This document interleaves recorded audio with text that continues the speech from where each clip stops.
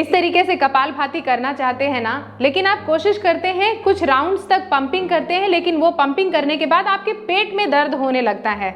उसका कारण ये है कि हम कोई भी वीडियो देखी हमने और अपनी शरीर की क्षमता को बिना पहचाने हुए, वो वीडियो तो सही है लेकिन हमारा शरीर अभी उस अभ्यास के लिए तैयार नहीं है। हमें थोड़ी प्रिपरेशन करनी होगी और जब शरीर थोड़ा तैयार हो जाए, अभ्यस्त हो जाए, उसके बाद ही इस तरीके की जो भी वीडियो में बताई गई जानकारी है उनको फॉलो करना चाहिए। कपालभाति के बहुत सारे बेनिफिट है, लेकिन उसके लिए जरूरी है कि आपको ये अभ्यास सही तरीके से करना चाहिए। सही तरीके से अभ्यास करेंगे तभी उस क्रिया के आपको लाभ मिलेंगे, अदरवाइज आपको परेशानी क्या होती है आप तो समझते ही हैं। इस तरीके की और भी वीडियोस देखने के लिए इस चैनल को सब्सक्राइब करके बेल आइकन जरूर प्रेस कर दीजिएगा, सो दैट नेक्स्ट वीडियो या नेक्स्ट लाइव कभी भी आऊं उसका अपडेट आपको ऑटोमेटिकली मिल जाए और आप कोई भी वीडियो मिस ना करें।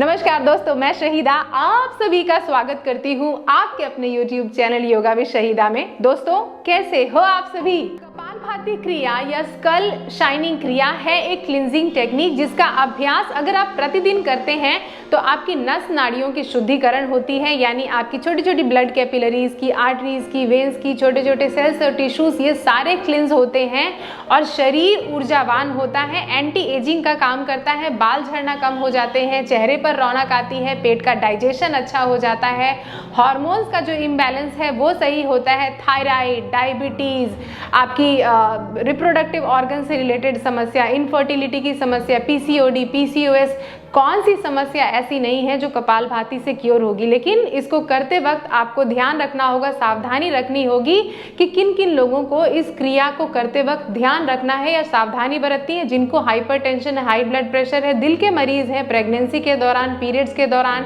पेट में अल्सर है, और तो उन लोगों को इस अभ्यास को करते वक्त बचना चाहिए या करने से पहले अपने गुरु से सलाह जरूर ले लें। अब सबसे पहले मैं बता दूं कि आपको बैठना किस तरीके से है कपालभाति क्रिया करते वक्त। बिगनर्स अच्छी तरीके से देखें, या तो अगर आपके घुटने में, पैर में बड़ी ज्यादा दर्द होता है और आप क्रॉस लेग पोजीशन में नहीं बैठ सकते हैं तो इस तरीके से पैरों को खोल के बैठे। अगर शरीर में किसी भी तरीके का लिमिटेशन है, ये जरूरी है कि क्रिया का अभ्यास करते वक्त आप कंफर्टेबल महसूस हो और आपके शरीर की कंफर्ट आपसे ज्यादा बेहतर कोई नहीं जान सकता। अब जो लोग स्वस्थ हैं लेकिन फ्लेक्सिबिलिटी कम है वो इस तरीके से सुखासन में बैठ सकते हैं, और अगर फ्लेक्सिबिलिटी थोड़ी सी अच्छी है और शरीर आपको अलाउ करता हो तो आप या तो अपने दाएं पैर को, बाएं पैर को इस तरीके से दूसरे पैर की जांघ के ऊपर इस तरीके से रख ले, थाइस के ऊपर रख ले। ये हो गया आपका अर्ध पद्मासन। जब इस पैर में दर्द हो जाए तो फिर आपने दूसरे पैर को इस तरीके से दूसरे पैर की थाइस के ऊपर रख लिया। ठीक है, तो आप चेंज करते रहें अपने पैर को और धीरे धीरे फ्लेक्सिबिलिटी ऐसे डेवलप हो जाएगी।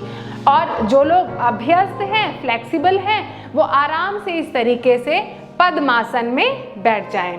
आप ध्यान रखिए आपकी दोनों पैर की जो एड़ी है वो आपकी नाभि के पास लगी हुई है और बहुत अच्छा बेस, बहुत खूबसूरत बेस आपको इस तरीके से कपालभाति करने के लिए मिल गया। एकदम से पैर सारे बंधे हुए हैं और एकदम नाइस एंड स्ट्रॉन्ग बेस मिलने के कारण आपकी कमर गर्दन भी सीधी हो गई है। अब हम तैयार हैं कपालभाति क्रिया करने के लिए। तो बिगनर्स क्या ध्यान रखेंगे, एक एक नॉस्ट्रिल से हम पहले कपालभाति करेंगे। दोनों नॉस्ट्रिल से एक साथ सांस छोड़ने पर आपको परेशानी होती है और कपालभाति करते वक्त आपको जो एक्सेलेशन है वो फोर्सफुल करना होता है और बेली अपने आप अंदर की तरफ जाती है। गलती ये करते हैं लोग कि उनका ध्यान पेट को अंदर बाहर करने पर भी होता है और सांस को बाहर छोड़ने पर भी होता है, तो इसमें उनके पेट का और सांसों का सिंक्रोनाइजेशन हो नहीं पाता और फिर शुरू हो जाता है पेट में दर्द। तो आज की क्लास या आज की ये वीडियो देखने के बाद आपको समझ में आ जाएगा कि आपको सिर्फ और सिर्फ एक्सेलेशन पर ध्यान देना है। इनहेलेशन ऑटोमेटिकली होगा बहुत शॉर्ट पीरियड के लिए। किस तरीके से कपालभाति जब हम करते हैं तो मैंने सिर्फ एक्सेलेशन पर ध्यान दिया, यानी सांसों को फोर्सफुल छोड़ा, और ऑटोमेटिक है कि जब आप सांस को फोर्सफुल छोड़ेंगे तो पेट अपने आप अंदर की तरफ आएगा। तो ध्यान रखिएगा सिर्फ सांसों को जोर से छोड़ना है। अब बिगनर्स क्या करेंगे, अपनी एक नाक को इस तरीके से आपने बंद कर लिया, दूसरे हाथ को आपने चिन्ह मुद्रा में अपने घुटनों के ऊपर रख लिया, आंखें बंद कर ली और सिर्फ लेफ्ट नॉस्ट्रिल से ही हम सांस को छोड़ेंगे। तो 10 बार हम सिर्फ लेफ्ट नॉस्ट्रिल से सांस को छोड़ रहे हैं फोर्सफुल। पेट पर मेरे ध्यान दीजिएगा कैसे पेट ऑटोमेटिक अंदर की तरफ जाता है। 10 टाइम्स मैं कर रही हूं कपालभाति क्रिया बिगनर्स के लिए। गहरी लंबी सांस ली, सांस छोड़ी एंड बिगिन।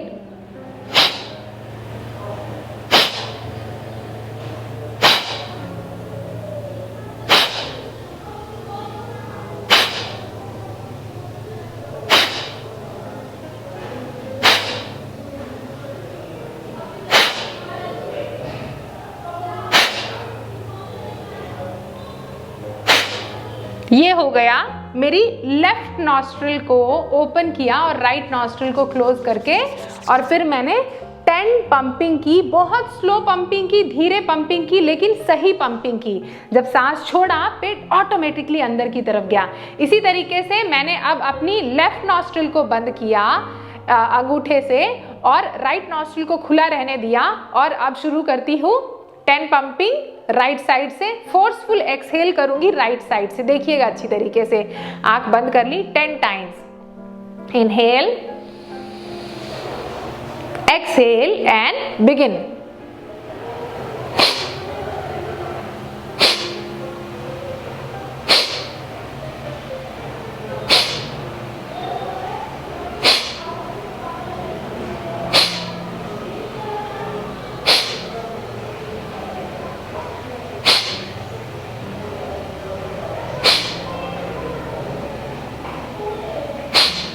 दस राउंड हो गए।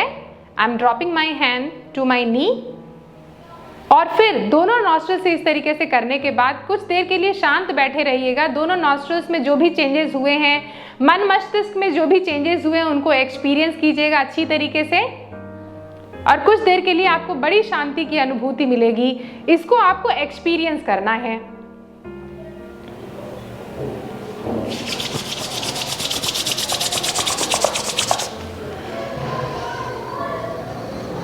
इस तरीके से 10 राउंड कर लिया तो आपको कुछ हफ्तों तक इसी तरीके से सिंगल नॉस्ट्रिल से आपको कपालभाति करना है। जब आपका कुछ हफ्तों की प्रैक्टिस, ध्यान दीजिएगा, जल्दबाजी बिल्कुल भी मत कीजिएगा दोस्तों। मैं बार बार आपसे रिक्वेस्ट करती हूँ कि योग का अभ्यास पहली बात तो किसी गुरु की निगरानी में करें, और अगर आपको ऐसी परेशानी है कि गुरु की निगरानी में नहीं कर सकते तो अपनी क्षमता को जानिए, पहचानिए, अच्छी तरीके से समझिए, फिर उसके बाद आगे का अभ्यास करें। तो जब कुछ हफ्तों का आपको सिंगल नॉस्ट्रिल से इस तरीके से बंद कर करके आप अभ्यास कर लेंगे, तो फिर आप दोनों नॉस्ट्रिल से एक साथ इस तरीके से स्लो करेंगे 20 पंपिंग। किस तरीके से? गहरी लंबी सांस ली, आंखें बंद, कमर गर्दन सीधी, एंड बिगिन।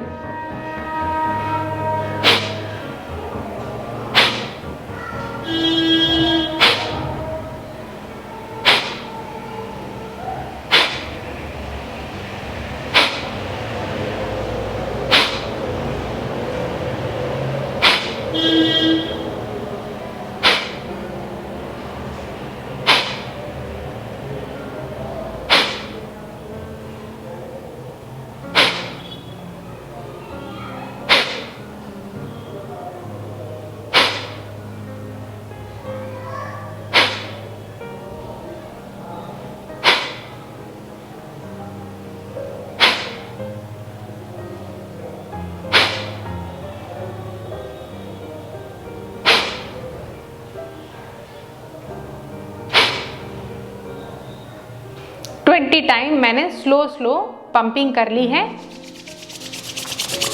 आंखों को इस तरीके से बीच बीच में आप पामिंग करते रहते हैं तो आंखें भी रिलैक्स होती हैं और एकदम से डायरेक्टली आप खोलते नहीं हैं। पहले ज़मीन की तरफ देखा और धीरे धीरे धीरे अपनी गेज को फॉरवर्ड किया। तो इस तरीके से स्लो करना है। अगर आप 10 में कंफर्टेबल हैं 10 कीजिए, 20 में कंफर्टेबल हैं 20 कीजिए, और 20-20 के 3 सेट बना लीजिए। पहले जब आपने सिंगल नॉस्ट्रिल किया तो सिंगल नॉस्ट्रिल का 10 लेफ्ट से किया, 10 राइट से किया, फिर 10 लेफ्ट से किया, फिर 10 राइट से किया, फिर 10 लेफ्ट से किया, 10 राइट से किया, और धीरे धीरे इस 10 को 15 लेके जाइए, 15 को 20 कीजिए, और अभ्यस्त जब हो जाएं फिर करेंगे कपालभाति। किस तरीके से? 1 मिनट में 60 पंपिंग, लेकिन इसके लिए कुछ महीनों का अभ्यास आपको करना पड़ेगा।